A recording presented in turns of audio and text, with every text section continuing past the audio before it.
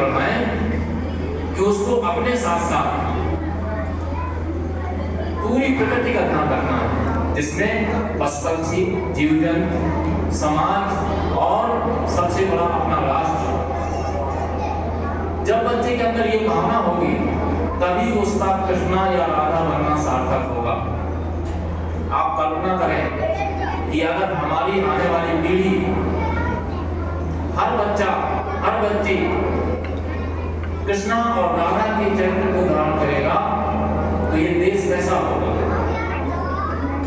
कल्पना करके देखिए। और यही संस्कार है बच्चों में जो हमें इस आयु से डालना चाहिए। आज आप सभी जानते हैं कोई अभियुक्त नहीं है।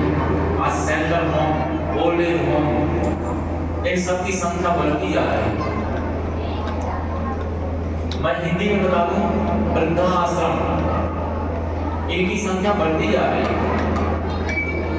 हमारे आपके जो शहर हैं, छोटे शहर हैं, यहाँ तो उतना, लेकिन बड़े शहरों में आप देखेंगे वृद्धाश्रम की संख्या बेतहाशा बढ़ रही है।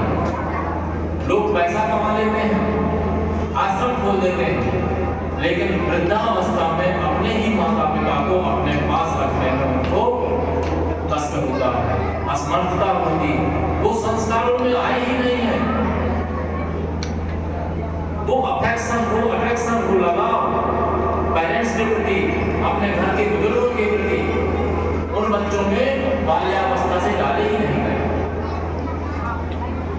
अगर हम बाल्यावस्था से ही बच्चे को कृष्णा का चरित्र समझाएं, किस तरह से कृष्णा अपने माता पिता के साथ साथ मैया यशोदा और नंदलाल को भी माता पिता की तरह ही सेवा की, तो फिर ये वृद्धाश्रम खुलना बंद हो जाएगा। बच्चों के लिए निवेदन है, अनुरोध है कि उनको जब भी आप इस तरह की किसी पोशाक में तैयार करते हैं तो साथ साथ उससे संबंधित, उस कैरेक्टर से संबंधित चरित्र को भी बच्चों को जरूर बताएं। मैं एक बहुत छोटी सी बात बोलना चाहता हूँ। हम लोग को शिक्षक हैं, सारे बच्चों को हम एक सा पढ़ाते हैं, उसमें से हम तो टीचर हैं, सारे बच्चों को एक जगह बिठा करके, एक क्लास में बिठा करके एक सा पढ़ाते हैं। उसमें से भी आप देखते होंगे कुछ बच्चे बहुत अच्छी जगह पहुंचते हैं, कुछ बच्चे थोड़ा सा कम अच्छी जगह पहुंचते हैं और कुछ बच्चे कहीं नहीं पहुंच पाते।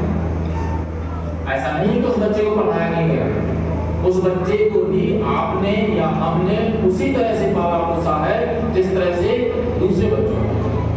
लेकिन किसी एक बच्चे में ये कमी क्यों रह जाती है? उसका कारण है संस्कार। हमने बच्चे को संस्कार नहीं दिया है कि उसको अभी क्या करना है और फिर बड़ा होकर क्या करना है। कई बार माता पिता अपने बच्चे से, जाओ बोल दो अंकल आए हैं, बोल दो पापा घर में नहीं, वहीं से आप बच्चे को बच्चे की करने लगती है कि अच्छा ऐसा भी बोल सकते हैं। फिर वो उसका प्रैक्टिकल करता है, आपसे झूठ बोलता है। आपने तो किसी कारणवश, किसी मजबूरीवश बच्चे से ऐसा कहा होगा कि जाओ बोल दो अंकल से कि पापा घर में नहीं, लेकिन बच्चे को उसका क्या प्रभाव हुआ? बच्चे को ये समझ में आ गया कि अच्छा ऐसा भी बोल सकते हैं, और फिर वो प्रैक्टिकल करता है। फिर वो दूसरी बातों में आपसे ही झूठ बोलता है। आप उस चीज को समझ नहीं पाते हैं, क्योंकि बच्चे के प्रति माता पिता, उनके परिवारजनों का जो स्नेह होता है वो बहुत ही पवित्र होता है, उसमें शंका नहीं होती। तो शुरुआती तौर पे आप उसको समझ नहीं पाते, हम आपको नहीं समझ पाते, लेकिन जब वो बड़ी गलती करता है तब तक उसकी वो हैबिट बन चुकी होती है और फिर हम उसको सुधार नहीं पाते।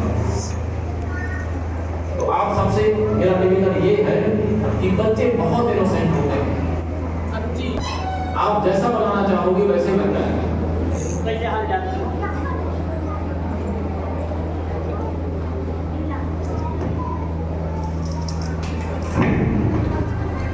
और यदि वृद्धाश्रम की संख्या कम करने में आप सहयोग करना चाहते हैं तो आप अपने बच्चे पे ध्यान दीजिए केवल। वो बच्चा समाज को सही कर देगा। एक विवेकानंद आज युवा पथ प्रदर्शक माने जाते हैं, तो फिर एक बच्चा जो इस समाज का पथ प्रदर्शक क्यों नहीं हो सकता? कृष्णा एक ही तो था, उसने कभी नहीं बताया अपने भगवान, वो तो उसके कारनामों से हम अपने लोगों ने उस समय के जो लोग थे उन्होंने समझा,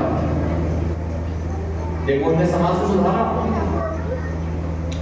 उन्होंने बताया कि जीवन कैसे जिया जाता है, और अपनी अवस्था में आके गीता का उपदेश दिया, कर्मण्येवाधिकारस्ते मा फलेषु कदाचन। वही बालक कृष्ण तो था जिसने आश्रित शक्तियों का वध किया, दिव्य शक्तियों का संरक्षण किया और एक सुदृढ़ सुसज्जित संस्कारित चरित्रवान समाज का निर्माण किया। तो वो कृष्णा हमारे बच्चों में क्यों नहीं हो सकता? कहते हैं कि हर प्राणी परमात्मा का अंश होता है, तो फिर ये बच्चे क्यों नहीं? हम ऐसा क्यों सोचे अरे वो तो भगवान थे और ये बच्चा तो इंसान है? ये तो भगवान वो बालक पता चला, आए तो इंसान रूप में ही। तो इसलिए बच्चे से कभी भी गलत या झूठ बोलने या करवाने की कोशिश घर में ना करें, क्योंकि बच्चे मिट्टी के घड़े होते हैं, कच्ची मिट्टी के घड़े, तो वो हमसे आपसे भी उसी तरह का झूठ और उसी तरह का गलत करने की चेष्टा करेंगे।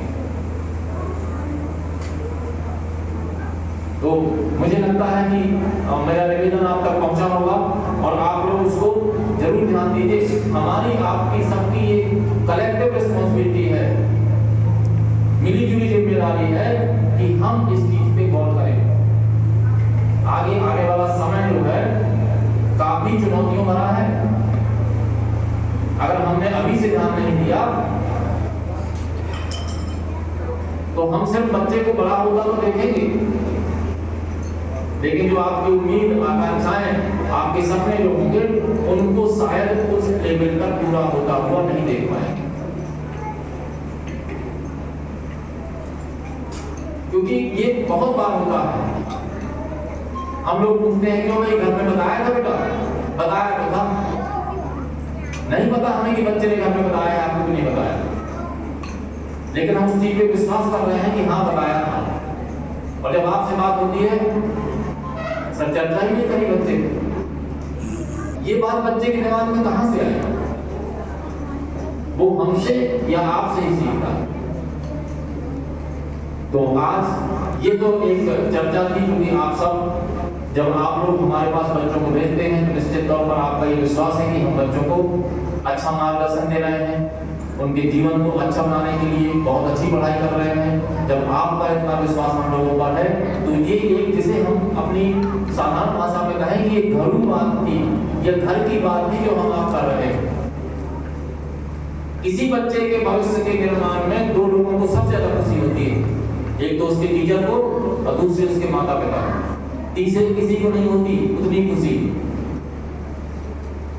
अगर हमारा पढ़ाया हुआ स्टूडेंट आज कलेक्टर बन जाए तो हमें वो खुशी होगी और हम 10 लोगों को बताएंगे कि वो हमारा पढ़ाया हुआ बच्चा है, और उस माता पिता को खुशी होगी कि वो मेरा बेटा है।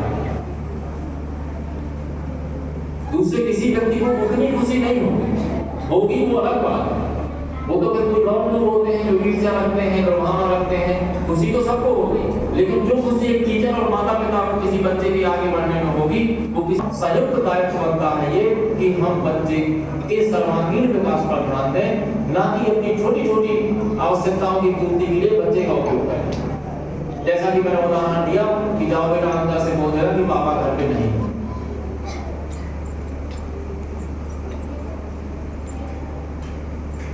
तो ये मेरा एक आपसी चर्चा वाला विषय था कि अगर इन नन्हे मुन्ने बच्चे, इनको कोई ज्ञान नहीं है कि आपने कृष्णा बनाया, इनको क्यों बनाया।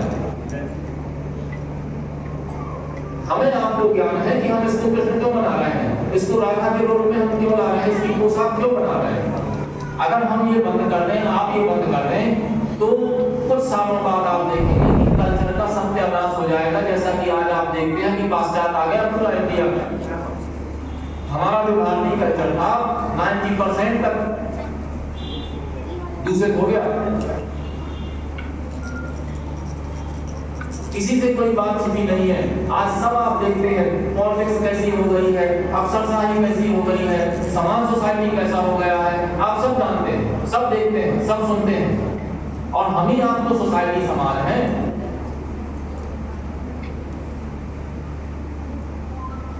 वो तुलसीदास जी का मुझे याद आता है कि पर उपदेश कुशल बहु तेरे, और जे आचरण ही ते नर ना धने।